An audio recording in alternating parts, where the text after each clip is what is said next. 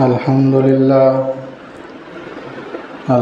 لله رب العالمين والعاقبة للمتقين والصلاة والسلام على من كان نبيا على من كان نبيا وآدم بين الماء والطين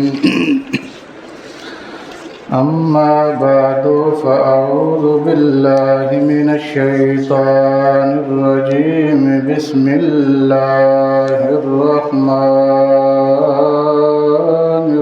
الرحيم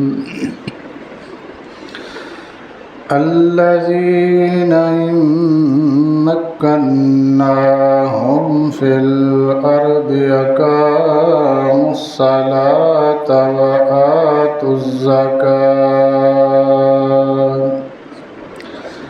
وآتوا الزكاة وأمروا بالمعروف ونهوا عن المنكر ولله عاقبة الأمور آمنت بالله صدق الله مولانا العظيم وصدق رسوله النبي الكريم الأمين إن الله وملائكته يصلون على النبي يا أيها الذين آمنوا صلوا عليه وسلموا تسليما الصلاة والسلام عليك يا سيدي يا رسول الله وعلى آلك وأصحابك يا سيدي يا حبيب الله الصلاة والسلام عليك يا سيدي يا رحمة للعالمين وعلى آلك وأصحابك يا سيدي يا خاتم النبيين سب سے اولا ہمارا نبی سب سے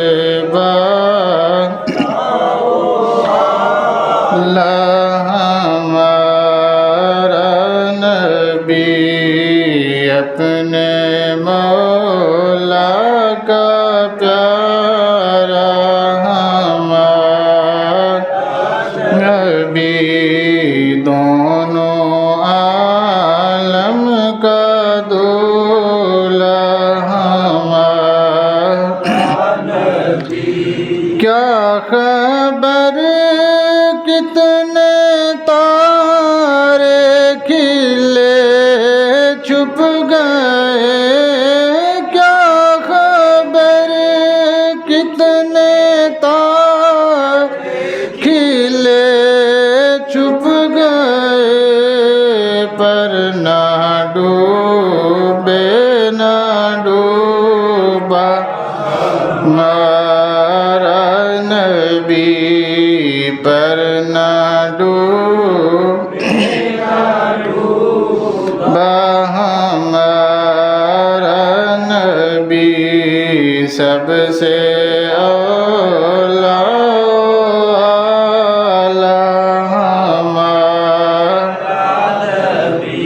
حضرت محترم 1,24,000 کم و بیش انبیاء کرام دنیا میں تشریف لائے، قرآن پاک میں صرف 19 نبیوں کا تذکرہ، باقی کسی کا تذکرہ قرآن میں بھی نہیں ہے۔ جتنی کتابیں لکھی گئی وہاں بھی 100 سے زیادہ انبیاء کا تذکرہ موجود۔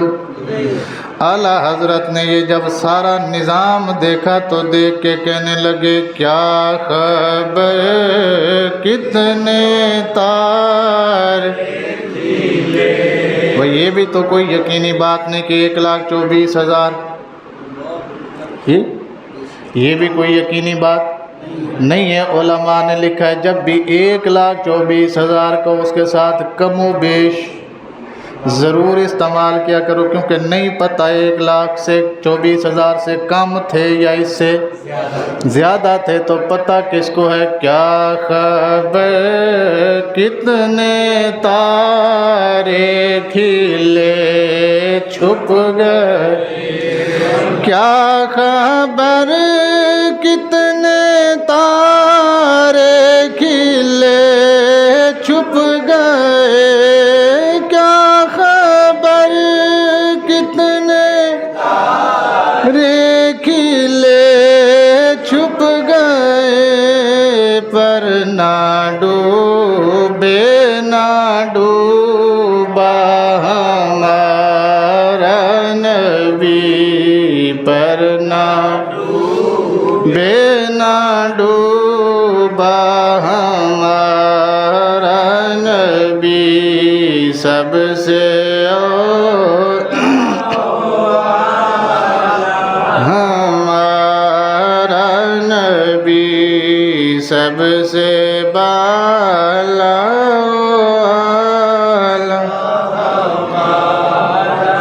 اعلیٰ حضرت مزید اس کی تشریح کرتے ہوئے لکھتے ہیں کرنو بدلی رسولوں کی ہوتی رہی، زمانہ بدلتا رہا رسول بھی تبدیل، زمانہ بدلتا رہا رسول بھی تبدیل۔ اے جڑی اعلیٰ حضرت دی میں گل پڑھیے کرنو بدلی رسولوں کی ہو،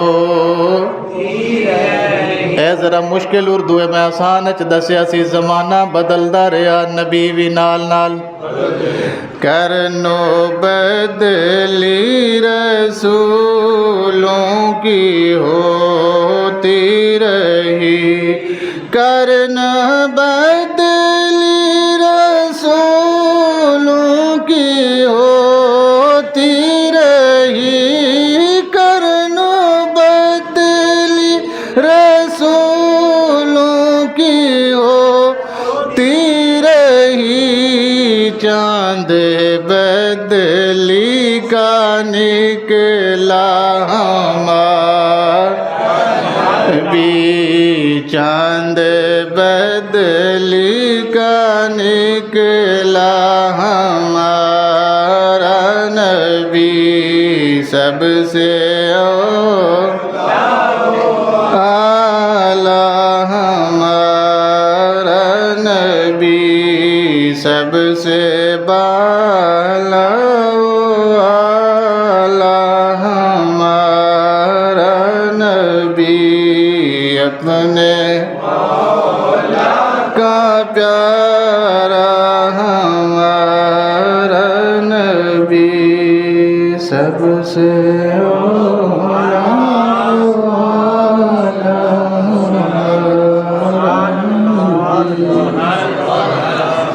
رب کریم کی حمد و ثنا حضور نبی کریم صلی اللہ علیہ وسلم کے دربار رسالت مآب میں ہدیہ درود و سلام عرض کرنے کے بعد انتہائی معزز و محتشم حاضرین و سامعین، السلام علیکم ورحمۃ اللہ وبرکاتہ۔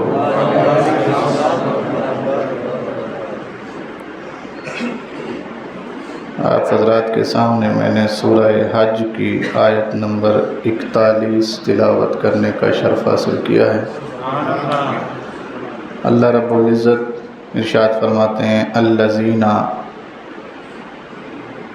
مکناہم فی الارض، وہ لوگ توجہ سے ہماری بات کو سنیں۔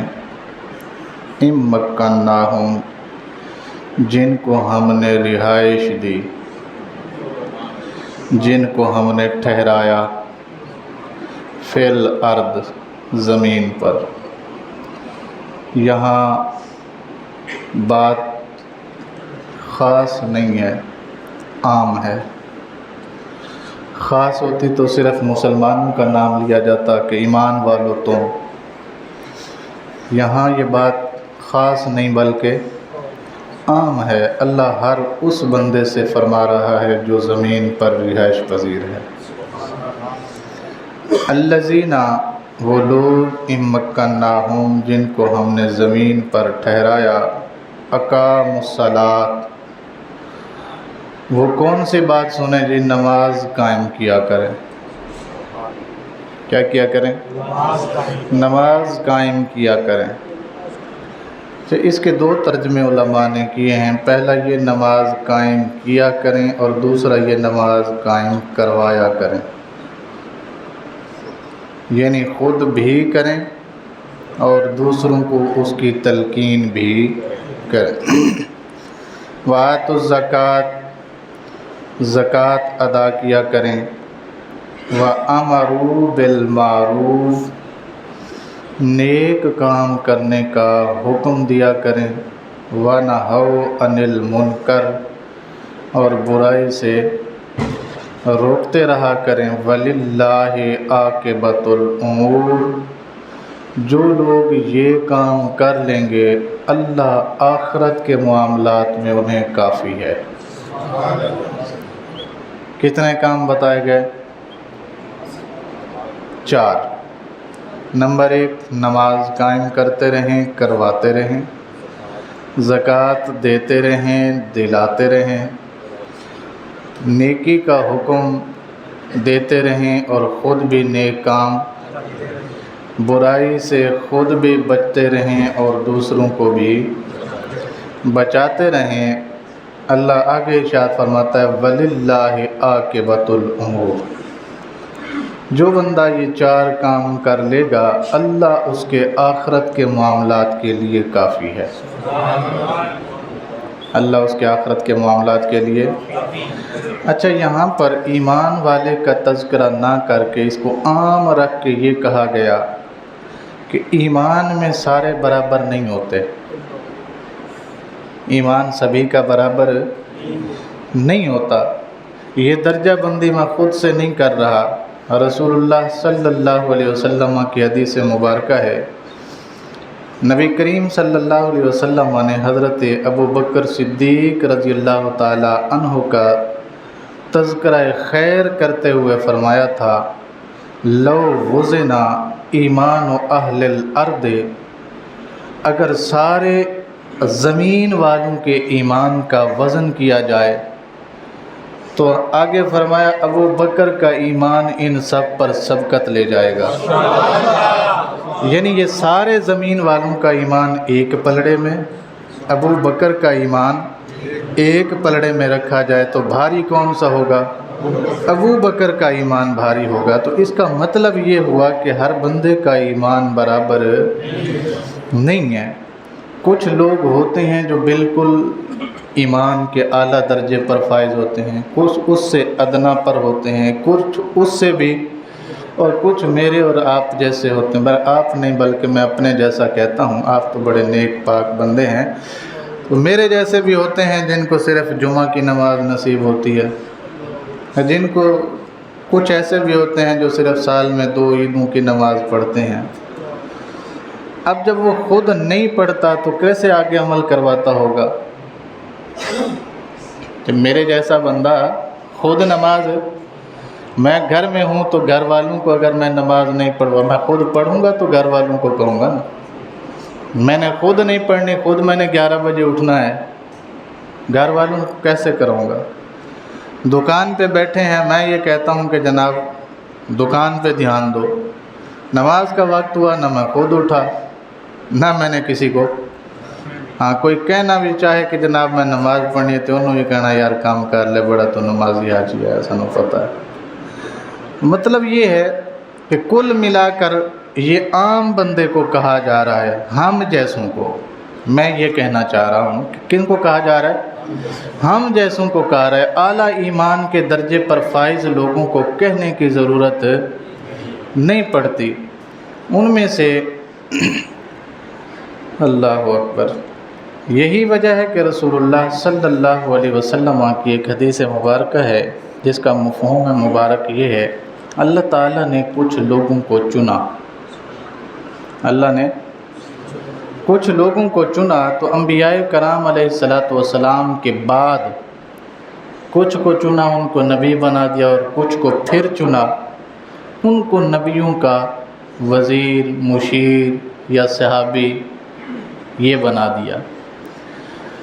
وہ جو اللہ کے چنے ہوئے بندے تھے، برگزیدہ بندے تھے، جن کو اللہ نے خود منتخب فرمایا اپنے انبیاء کرام کے لیے، وہ رسولوں کے صحابہ بنے، جانثار بنے، اور اتنے اعلیٰ ایمان کے مرتبے پر فائز رہے کہ نہ صرف وہ رسول جس کے ساتھ ان کی ڈیوٹی تھی وہ ان کے تذکرے بیان کرتے گئے، بلکہ خود اللہ پاک بھی آسمانی کتابوں میں ان کا تذکرہ فرماتا آیا ہے. یہی وجہ ہے کہ رسول اللہ صلی اللہ علیہ وسلم کے ساتھ جن صحابہ کرام نے زندگی گزاری ہے، بے شمار مواقع پر ان کا تذکرہ قرآن پاک میں موجود ہے. اور وہ کون سے شخص تھے؟ ایسے لوگ تھے، ایسے افراد تھے جو ہر وقت مصطفیٰ کریم کی تربیت میں تھے. یوں کہیے جو ہر وقت نگاہ مصطفیٰ میں رہتے تھے. یہ حضرات ایسے مراتب پر فائز ہوئے کہ اب قیامت تک نیکی کے کاموں میں، بھلائی کے کاموں میں ان کی مثالیں پیش کی جاتی رہیں گی. جب بھی کوئی نیکی کا کام آئے گا، جب بھی کوئی بھلائی کا کام آئے گا، جب بھی کوئی خیر خواہی کا کام آئے گا، اگرچہ ہم بھی کریں، ہم میں سے اللہ کسی کو توفیق دے دے وہ کام ہم بھی کریں، تو ہمیں یہ کہا جائے گا یار اس کو دیکھ کر لگتا ہے جیسے حضرت عمر فاروق کر رہے ہو.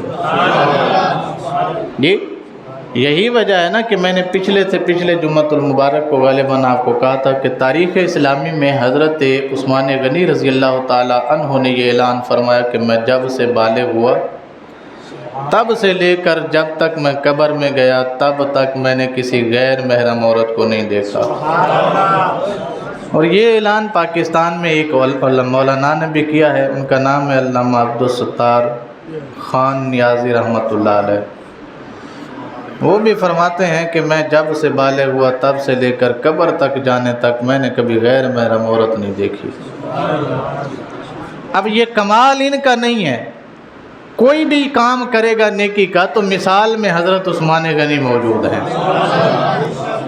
تو ہم یہی کہیں گے کہ یہ ان کے نقش قدم پر چل رہا ہے، یہ انہی کے نقش قدم پر وہی راستے معتبر مانے گئے جن سے ہو کر تیرے دیوانے گئے.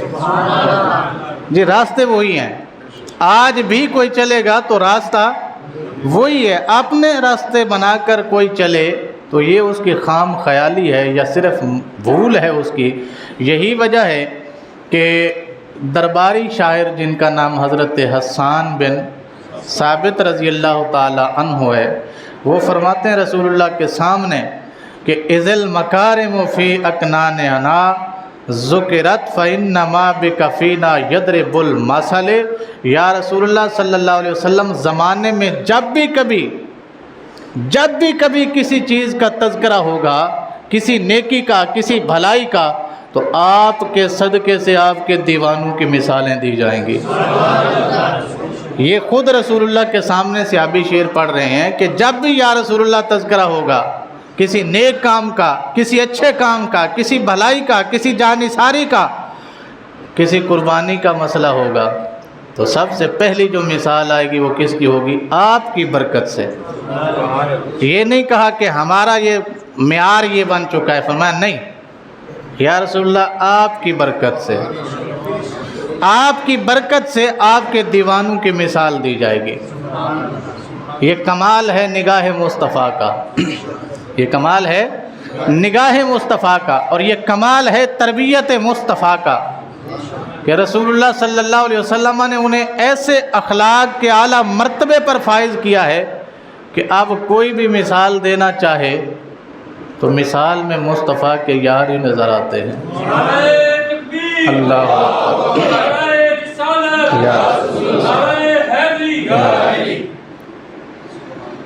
اللہ اکبر۔ تو یہی وجہ ہے کہ رسول اللہ صلی اللہ علیہ وسلم کا سب سے زیادہ قرب اور فیض پانے والوں میں سے ایک روشن نام سیدنا عمر فاروق رضی اللہ تعالی عنہ کا ہے۔ جنہوں نے آپ سے تربیت حاصل کی ان میں سے ایک نام حضرت عمر فاروق کا بھی ہے، اور آپ جانتے ہیں کہ محرم الحرام شریف جی آنے والا ہے، تو اس کا جی تو ان کا تذکرہ آپ کو پتہ ہے یکم محرم الحرام کو آپ کی شہادت ہے۔ اس لیے آج کے جمعۃ المبارک میں کچھ باتیں آپ کے وہ اصول جو انہوں نے رسول اللہ صلی اللہ علیہ وسلم سے سیکھ کر امت کو سکھائے، کس سے سیکھ کر؟ خود سے نہیں، رسول اللہ صلی اللہ علیہ وسلم سے سیکھ کر امت کو آگے سکھائے، رسول اللہ سے علم لے کر امت میں تقسیم کیا، ان کی کچھ باتیں اور کچھ یادیں میں آپ احباب کے گوش گزار کرنا چاہتا ہوں۔ سب سے پہلی بات تو یہ ہے کہ حضرت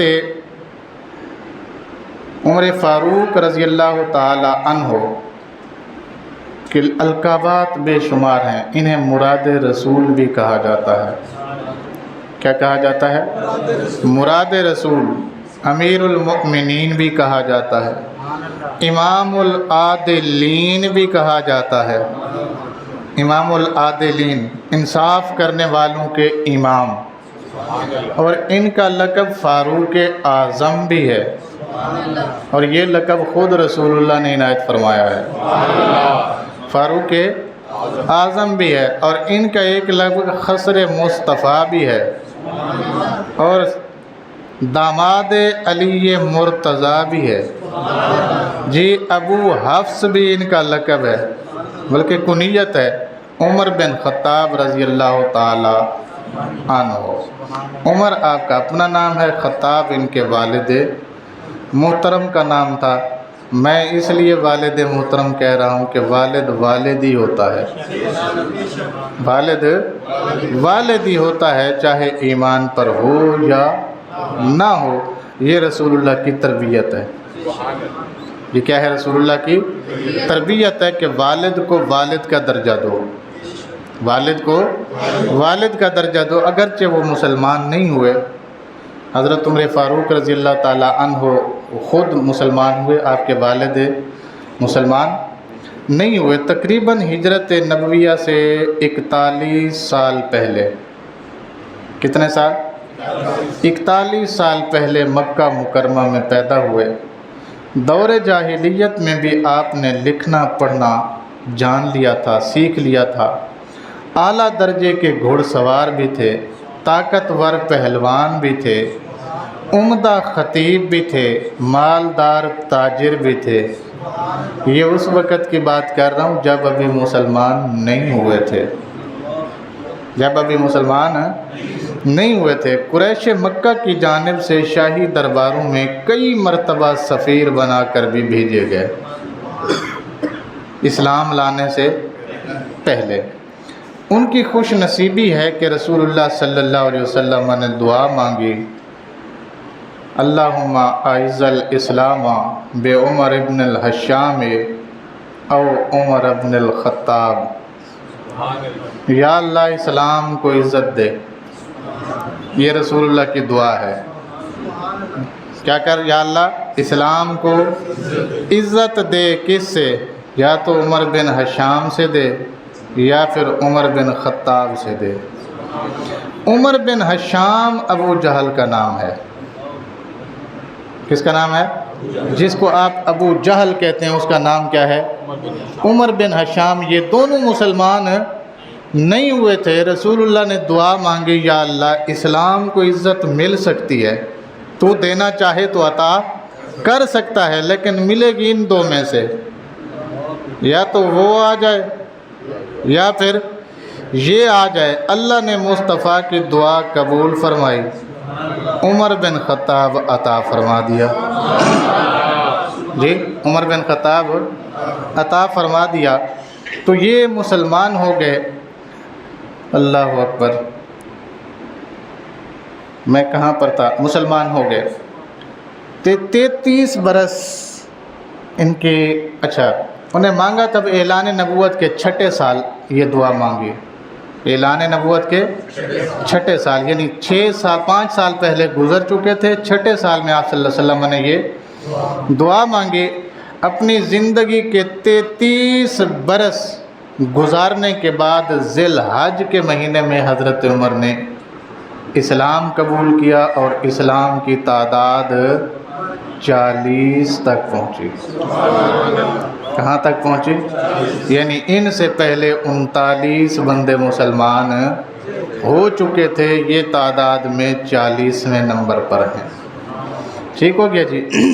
پھر تقریباً 7 سال مکہ مکرمہ میں رہے اور 11 سال مدینہ منورہ میں رسول اللہ کے انتہائی قریبی ساتھیوں میں سے 7 اور 11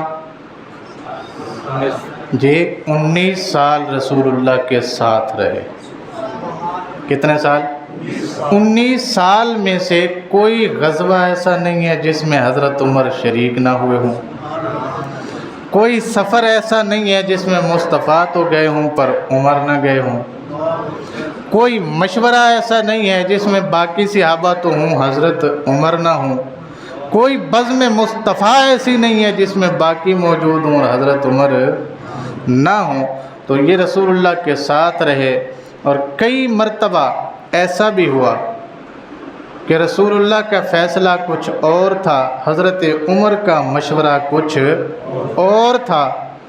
اللہ نے جبرائیل کو بھیج کر حضرت عمر کے مشورے پر تاکید کی مہر لگا دی کہ یا رسول اللہ ایسا فرمائیے۔ قرآن پاک میں ایسے 21 مقامات ہیں، قرآن پاک میں ایسے 21 مقامات ہیں جو حضرت عمر کی تائید سے کیا بنے؟ قرآن کی آیت بن گئے۔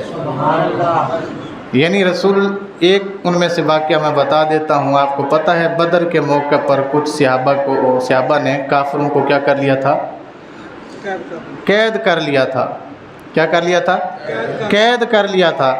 تو حضرت عمر فاروق رضی اللہ تعالیٰ عنہ نے یہاں مشورہ دیا کہ جناب جیڑا جیدہ رشتہ دار ہے انہوں قتل کر دے،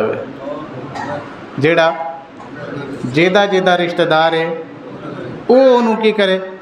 قتل کر دے یا انہوں کلمہ پڑھائے، جو بھی اسلام دا اصول سے۔ یہ ایک مشورہ تھا۔ حضرت ابو بکر صدیق رضی اللہ تعالیٰ عنہ کا مشورہ یہ تھا نہیں قتل نہ کیا جائے، کیونکہ قتل کرنے سے تو یہ مر جائیں گے، ختم ہو جائیں گے، ان کے ساتھ کوئی ایسا معاملہ کیا جائے کہ یہ دیکھ کر اسلام قبول کر لیں۔ پھر رسول اللہ صلی اللہ علیہ وسلم کو مشورہ بھی آپ نے دیا کہ جناب ان سے فدیہ لے لیا جائے اور انہیں، تو اسی مشورے پر عمل ہوا۔ یہاں مشورہ کس کا مانا گیا؟ ابو بکر صدیق کا، اگرچہ حضرت عمر کا مشورہ بھی موجود۔ دوسرا مقام قرآن پاک کا ہے جہاں پہ ہے رسول اللہ صلی اللہ علیہ وسلم نے فرمایا کہ یہ جو پتھر ہے جس پر حضرت ابراہیم علیہ السلام کھڑے ہو کر کعبہ تعمیر کرتے رہے، اس کو کعبہ کی دیوار کے اندر لگا دیا جائے، اس کو کعبہ کی دیوار کے اندر لگا دیا جائے تاکہ یہ نشانی رہے، کسی کا پاؤں اوپر نہ آئے، اس کا احترام برقرار رہے۔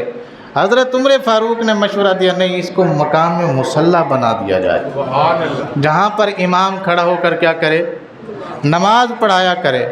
تو حضرت عمر کا مشورہ ادھر سے آیا، رسول اللہ کا مشورہ تھا دیوار میں نصب کیا جائے۔ اللہ نے جبرائیل کو بھیجا، سونے کو جا کے کہو وَاتَّخِذُوا مِن مَقَامِ إِبْرَاهِيمَ مُصَلًّى، سونے اینو مصلی ہی بناؤ، اس مقام نو مصلی ہی بناؤ، اے زیادہ عزت دے لائق ہے کہ جیڑا بھی طواف کرے بعد وچ مقام ابراہیم تے آ کے 2 نفل پڑھے، جتھے ابراہیم دے قدم لگے نے ہر حاجی دا متھا اس جگہ تے لگدا رہے۔ جی یہ حضرت عمر کا فیصلہ تھا، مشورہ آپ کا تھا، فیصلہ تو رسول اللہ کا ہی تھا، مشورہ آپ کا تھا۔ اس طرح کئی مقامات ایسے ہیں جن میں سے میں نے آپ کو بتایا کہ 21 مقامات پر تقریباً حضرت عمر فاروق رضی اللہ تعالیٰ عنہ کا کیا ہوا، مشورہ مانا گیا قرآن پاک میں۔ پھر تقریباً 2.5 سال تک حضرت رسول اللہ کے بعد حضرت ابوبکر صدیق رضی اللہ تعالیٰ عنہ خلیفہ منتخب ہوئے۔ 2.5 سال آپ کے مشیر خاص کے عہدے پر حضرت عمر فاروق رہے۔ آپ کی خلافت کے بعد حضرت ابوبکر صدیق نے آپ کو مسلمانوں کا خلیفہ منتخب کیا۔ پھر تقریباً کوئی 10 سال، کتنے؟ 10 سال اور کچھ ماہ اور کچھ دن ایسے ہیں جن میں آپ خلافت کے منصب عالیہ پر فائز رہے اور پوری دنیا میں ریاست اسلامی کا جھنڈا آپ نے لہرا دیا، اور ایسا لہرایا کہ آج مخالفین یہ کہتے ہیں اگر حضرت عمر کو 10 سال اور مل جاتے تو اب پوری دنیا پہ اسلام ہونا تھا۔ نہ صرف یہ کہ آپ نے ریاست مدینہ کا اہتمام بڑھایا پھیلایا، بلکہ اس کے انتظامی امور جو تھے، آج بھی جن امور پر ریاستیں چل رہی ہیں وہ وہی ہیں جن کو حضرت عمر نے شروع فرمایا تھا۔ وہ الگ بات ہے اگرچہ شکلیں بدل گئی ہیں، لوگ بدل گئے ہیں، وہ روایت نہیں رہی، وہ بندے نہیں رہے، اس طرح کا ایمانداری والا کام نہیں رہا، وگرنہ حضرت عمر فاروق نے جو بنیادیں رکھی تھیں بنیادیں آج بھی وہی ہیں۔ اتے عمارت ڈنگی پھنگی جائی جا رہی ہے تے کاریگراں دا قصور ہے جی۔ اچھا جی، پھر 10 سال اور کچھ ماہ حکومت کرنے کے بعد آپ نماز فجر کی امامت کروا رہے تھے مسجد نبوی شریف میں، اور ایک بدبخت نے آپ پر قاتلانہ حملہ کیا جس کا مقصد یہ تھا کہ اسلام کو روکا جائے، حضرت عمر کو روکا جائے، وگرنہ اسلام دن بدن پھیلتا جا رہا ہے اور اسلامی ریاست کی جو حدود و قیود ہیں یہ بڑھتی چلی جا رہی ہیں۔ تو آپ پر جب حملہ کیا گیا اس کے بعد 1 محرم الحرام 24 ہجری کو آپ نے جام شہادت نوش فرمایا، اور قیامت تک رسول اللہ کے پہلو میں مزار خاص موجود ہے۔ کہاں ہے مزار شریف؟ جہاں پہ رسول اللہ خود موجود ہیں وہاں پہ ایک طرف حضرت عمر موجود ہیں اور ایک طرف ابوبکر موجود ہیں، اور کب تک رہیں گے؟ خود رسول اللہ بتا کر گئے ہیں کہ ہم حشر والے دن جب گنبد خضرا سے نکلیں گے، دائیں ہاتھ میں ابوبکر کا ہاتھ ہوگا، بائیں میں عمر کا ہاتھ ہوگا، ہم ایسے ہی اٹھیں گے، ایسے ہی اپنے رب کے سامنے حاضر ہوں گے۔ یہ اتنا بڑا اعزاز ہے، ہم جو مرضی کر لیں اس اعزاز کو جی نہیں پہنچ سکتے نا، بس یہ انہی کو حاصل ہوا جن کو مل گیا۔ اب جناب حضرت عمر فاروق رضی اللہ تعالیٰ عنہ نے اپنے دور خلافت میں جو امور سر انجام دیے ہیں ان میں سے ایک آپ کا مشہور و معروف نظام عدل ہے۔ کیا ہے؟ نظام عدل۔ سمجھتے ہیں کیا ہوتا ہے؟ عدل و انصاف کا نظام۔ انصاف کا نظام جس طرح حضرت عمر فاروق رضی اللہ تعالیٰ عنہ نے بنایا اور جس طرح رسول اللہ نے حضرت عمر فاروق کو سکھایا، جس طرح قرآن میں انہوں نے پڑھا، وہی نظام آپ نے پھر نافذ فرمایا۔ وہ کیسا نظام تھا؟ اللہ اکبر۔ اس کی چند جو خد و خال ہیں وہ میں آپ حضرات کے سامنے رکھ دیتا ہوں۔ اداروں میں ترقی تب ہوتی ہے جب ان میں لوگ اچھے ہوں۔ یہ بات ایک حقیقت ہے۔ کوئی بھی ادارہ اگر ترقی کر رہا ہے تو خود ادارہ نہیں کر رہا، اس کے اندر جو لوگ کام کر رہے ہیں وہ کام اپنی ایمانداری سے کر رہے ہیں، پوری ذمہ داری سے کرتے ہیں، تب وہ ادارہ کیا کرتا ہے؟ ترقی کرتا ہے۔ تو یہی وجہ ہے، تو ترقی کس سے ہوتی ہے؟ اداروں سے نہیں ہوتی، افراد سے ہوتی ہے۔ کس سے ہوتی ہے؟ افراد سے ہوتی ہے. ہمارے ہاں ایک جملہ بولا جاتا ہے انگلش میں، رائٹ پیپل رائٹ پوسٹ، یعنی جس جگہ پہ بندے کو بٹھانا ہے، جس پوسٹ پہ بٹھانا ہے، اس پوسٹ کے لائق بندہ ہونا چاہیے. نالائق اونچی بولو جی. Right people for the right job. کیا مطلب ہوا اس کا؟ کہ جس مقصد پر، جس مقام پر، جس جگہ پر اس بندے کو بٹھایا جا رہا ہے، وہ بندہ اس جگہ پہ بیٹھنے کا اہل بھی ہو، اس جگہ پر بیٹھنے کا اہل بھی ہو. سب سے پہلے آپ نے جس چیز کو مد نظر رکھا وہ یہی تھا کہ جس بندے کو جس جگہ بٹھایا جا رہا ہے وہ بندہ اس جگہ کا اہل ہے یا نہیں. تو اس اہلیت کا معیار کیا تھا؟ اہلیت کا معیار حضرت عمر فاروق رضی اللہ تعالیٰ عنہ کا کیا تھا کہ کسی بھی شخص کی تقرری کرنے سے پہلے آپ یہی پوچھتے تھے جو قرآن کتنا آتا ہے. سبحان اللہ اچھی کو سانو نہیں آندہ تھے کہ مطلب اسی سبحان اللہ بھی نہ آکھیے. کسی بھی بندے کو کسی بھی منصب پر بٹھانے سے پہلے پہلا سوال کیا ہوتا تھا؟ تجھے قرآن کتنا آتا ہے؟ اچھا جی مجھے جی قرآن کے 10 سپارے آتے ہیں. تم انتظار کرو، اگر ہو سکتا ہے ہمیں پورے قرآن والا کوئی مل جائے. ہاں جی. تو بعد میں جناب ایک بندے کو بلایا گیا، ہاں جی قرآن کتنا آندہ ہے؟ انہوں نے کہا بھی اچھا تو بھی لائن اچ لگ جا، ہو سکتا ہے تیرے تو بھی کوئی اونچا موجود ہوئے.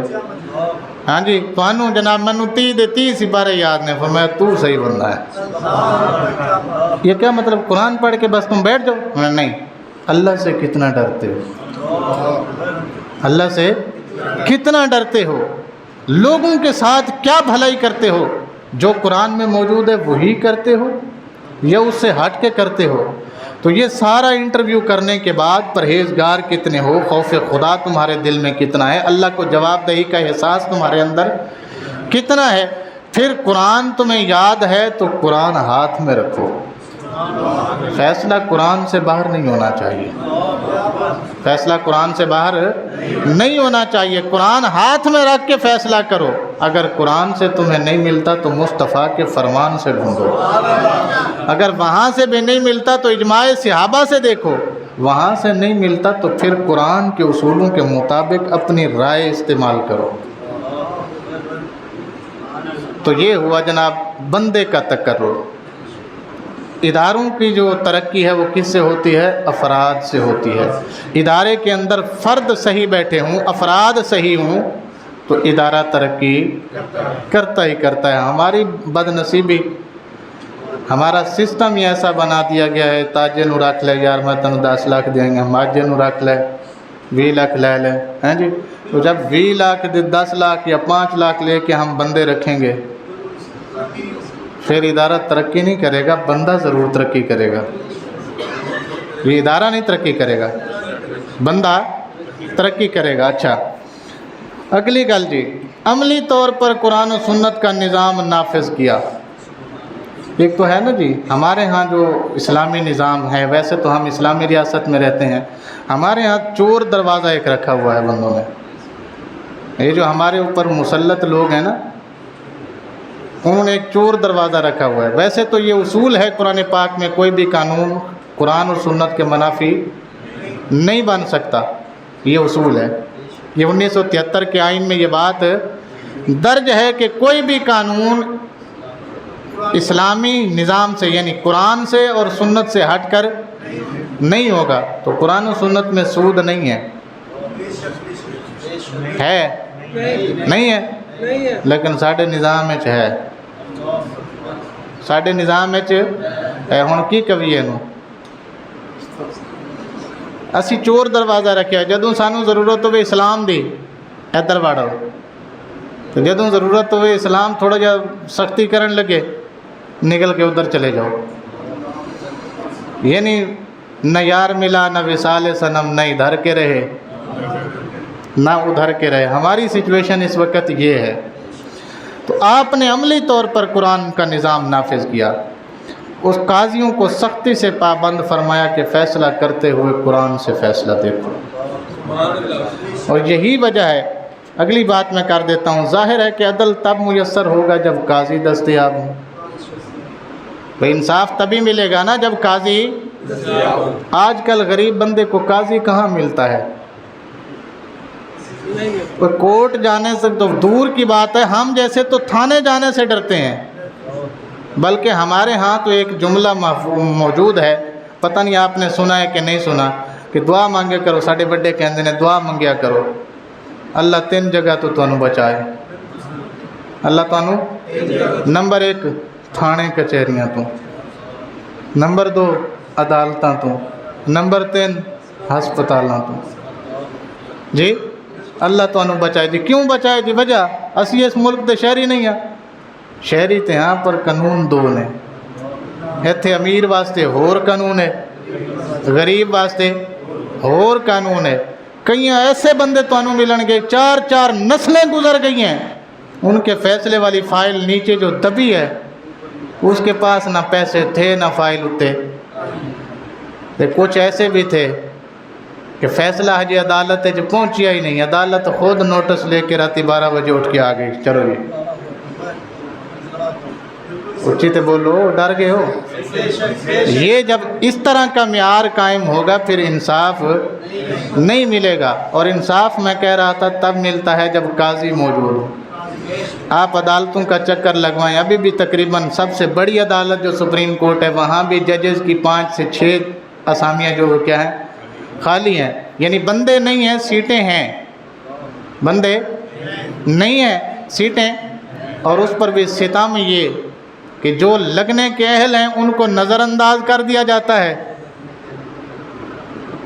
वही बात है ना, फिर जो अहल नहीं है उन्हें लाके आगे बिठा दिया जाता है और इसी के ऊपर झगड़ा चल रहा है। आन करीब आप सुन लेंगे, वाज़े होने लगे, थोड़े दिन सब्र कर लो तो पता लग जाएगा जी। वो जेडे सीनियर ने उन्होंने रोला पाता है कि सानू क्यों इग्नोर किया जा रहा है जनाब। जूनियर मंगवाए जा रहे हैं तो सीनियर कोई पूछ ही नहीं रहा, वो रोला पै रहा है, तो अन करीब समझ आ जाएगी। अच्छा जी, तीसरी बात क्या है? अदालतों की भरमार है मगर आम आदमी अदालत तक पहुंच नहीं पाता। अदालतें बड़ी हैं यहाँ पे, कौन सी?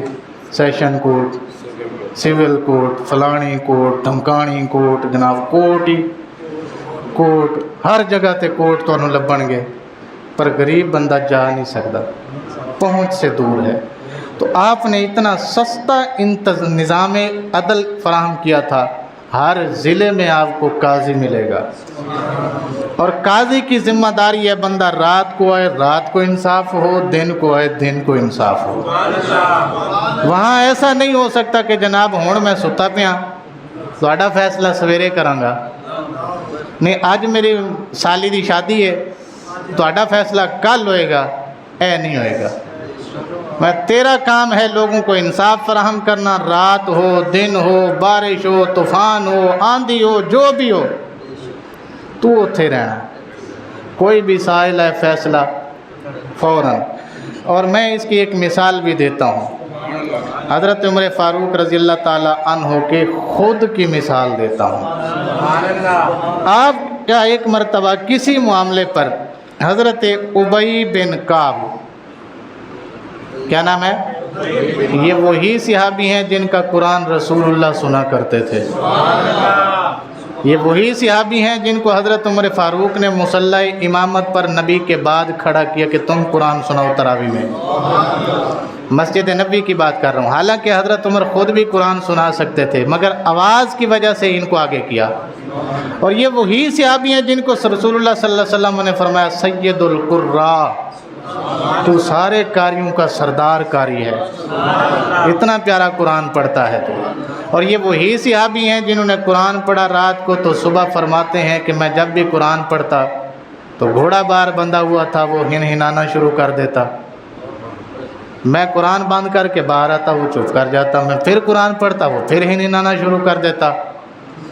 रसूलुल्लाह की बारगाह में जब ये फ़ैसला लेकर आए तो आपने फरमाया ओ भाई अगर तुम कुरान पढ़ते रहते तो सुबह फरिश्तों को अपनी आँखों से देख लेते, अगर तुम पढ़ते रहते ना, घोड़े की आवाज़ पे खामोश ना होते तो ये फरिश्ते जी घोड़ा जिनको देख रहा था وہ دور کھڑے ہو کر تمہارا قرآن سن رہے تھے، وہ وجد میں آتے آتے تیرے ساتھ آ جاتے اور تو اپنی آنکھوں سے انہیں دیکھ لیتا۔ کتنا پیارا قرآن پاک پڑھتے ہیں۔ اللہ اکبر، یا رسول اللہ صلی اللہ علیہ وسلم زندہ باد۔ سیدنا عمر فاروق رضی اللہ تعالیٰ عنہ کا، سیدنا ابی بن کعب رضی اللہ تعالیٰ عنہ کا فاروق اعظم کے خلاف کوئی دعویٰ تھا، یعنی سید القرآن امیر المومنین کے خلاف دعویٰ دائر کر دیا۔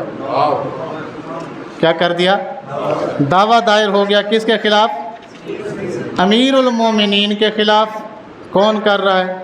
سید القرآ۔ مقدمہ چلا گیا زید بن ثابت کی عدالت میں۔ یہ زید بن ثابت وہی ہیں جن کو ابو بکر نے قرآن جمع کرنے پہ لگایا تھا۔ یہ زید بن ثابت وہی ہیں کہ قرآن کو جمع کرو، جن کی ڈیوٹی جمع کرنے والی ٹیم کی سربراہی کی تھی، ان کا نام زید بن ثابت ہے۔ اور یہ وہی صحابی ہیں جن کو رسول اللہ نے لشکر دے کر اپنی زندگی میں بھیجا تھا یمامہ کی جانب۔ وہ جو رک گیا تھا بعد میں بھیجا ابو بکر نے، وہ یہی حضرت زید تھے۔ ان کی عدالت میں کیس چلا گیا جی۔ اس معاملے میں انہوں نے فصل بنایا، حاکم بنایا جناب۔ تو حضرت فاروق رضی اللہ تعالیٰ عنہ نے ان کے گھر جا کر فرمایا کہ اتینا لتحکم بیننا، میں اور ابی بن کعب تیرے پاس اس لیے آئے ہیں کہ تو ہمارا فیصلہ کر، تو ہمارا فیصلہ کر۔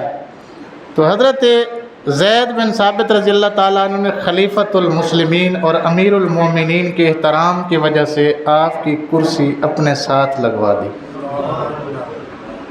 تو کرسی کو دیکھ کر فرمایا کہ تو انصاف نہیں کر سکے گا، مینوں نہیں لگتا تیرے تو انصاف ہو جاوے۔ انہوں نے کیا سنیا؟ میں ہجے تو فیصلہ سنیا نہیں، فیصلہ ہجے میں سننا ہے، گل دونوں طرفوں سنا گا پھر ہی کوئی فیصلہ کرانگا نا۔ نہ تسی کوئی گل مینوں سنائیے، نہ ابی بن کعب نے مینوں کوئی گل دسی ہے، ہجے تے اسی بیٹھن لگے ہاں۔ فرمایا تیرا بیٹھنے کا انداز ہی بتا رہے تیرے سے انصاف نہیں ہوگا۔ انہوں نے پوچھا کیوں جی، کہ غلطی کتنے ہوئی ہے؟ فرمایا میری کرسی اپنے نال لگوا کے مینوں عزت دے رہے ہیں، میں اس وقت امیر المومنین دی حیثیت نال نہیں آیا، عمر بن خطاب دی حیثیت نال آیا۔ اس وقت میں کس نال آیا؟ عمر بن خطاب کی حیثیت سے آپ کے پاس آیا ہوں، اور آپ یہ جو کرسی لگا کے مجھے عزت دے رہے ہیں اور ابی بن کعب کو ساتھ کھڑا کر رہے ہیں، یہاں سے ہی ناانصافی شروع ہو گئی۔ یہ نہیں، جہاں ابی کھڑا ہوگا وہیں عمر خطاب کھڑا ہوگا، جہاں ابی بیٹھے گا عمر بن خطاب بھی وہیں بیٹھے گا۔ جب تک یہ دونوں کے بیٹھنے اور کھڑے ہونے کا مقام ایک جیسا نہیں ہوگا تب تک انصاف نہیں ہوگا۔ یہ ہے عمر فاروق رضی اللہ تعالیٰ۔ ہاں جی، یہ حضرت عمر فاروق۔ ایتھے کو ساڈا وزیر اعظم تے بڑی وڈی پوسٹ ہے، ایتھے تے چھوٹے جے وزیر مشیر، بلکہ او دے بھی مشیر نو عدالت بلا لوے تے جناب عدالت دے خلاف پریس کانفرنس شروع ہو جاندی۔ اینج نہیں ہونا چاہیے سی، وہ ہونا چاہیے سی، وہ نہیں ہونا چاہیے سی، وہ ہونا چاہیے سی۔ جی اللہ اکبر، یہاں پہ استثناء بھی مل جاتا ہے لوگوں کو۔ میں وزیر ہوں جی، مجھے استثناء حاصل ہے، میں وزیر اعظم ہوں، مجھے استثناء حاصل ہے، میں گورنر ہوں، مجھے استثناء حاصل ہے، میں صدر ہوں، لہٰذا مجھے کیا ہے؟ استثناء حاصل ہے۔ میں کہ کچھ سیکھ لینا سی بزرگاں کو لوں، اور کم از کم مسلمان تو اپنے آپ کو کہتے ہو نا، تو اپنے بزرگوں سے یہ سیکھ لینا تھا کہ حضرت عمر جیسی شخصیت کھڑی ہوئی ہے۔ اور یہ حضرت عمر کوئی عام بندہ نہیں تھا، ان کا جس دن وصال ہوا سب سے پہلے جس بندے کی چیخ نکلی اس کا نام مولا علی مرتضیٰ تھا۔ سب سے پہلے جو بندہ دھاڑ مار کے رویا اس کا نام کیا تھا؟ حضرت علی مرتضیٰ تھا۔ اور دھاڑ مار کے پتہ کیا کہا؟ لوگوں آج اسلام یتیم ہو گیا۔ آج کیا ہو گیا؟ یہ نہیں کہا مدینہ یتیم ہو گیا، یہاں مسلمان یتیم ہو گئے، فرمایا آج اسلام یتیم ہو گیا ہے، آج اسلام کا وارث دنیا سے چلا گیا ہے۔ اب ہمارا ولی وارث یہاں پر کوئی نہیں رہا جس کے مرنے پہ مولا علی روئے ہوں۔ سوچئے کتنی بڑی شان کا مالک ہوگا وہ بندہ۔ وہ خود کھڑے ہو کے کہہ رہا جناب انصاف نہیں ہو رہا، انصاف تب ہوگا جب میں اور ابی کعب ساتھ ساتھ کھڑے ہوں گے۔ اللہ اکبر۔ سیدنا ابی، اچھا یہ عدالت کا اصول ہے اسلامی عدالت کا کہ جو بندہ دعویٰ کرتا ہے وہ گواہ دیتا ہے، جو بندہ دعویٰ کرتا ہے گواہ وہی دیتا ہے۔ جس کے اوپر دعویٰ ہوتا ہے اگر وہ گواہ پیش نہ کر سکے تو یہ قسم دیتا ہے۔ یہ کیا دیتا ہے؟ قسم دیتا ہے۔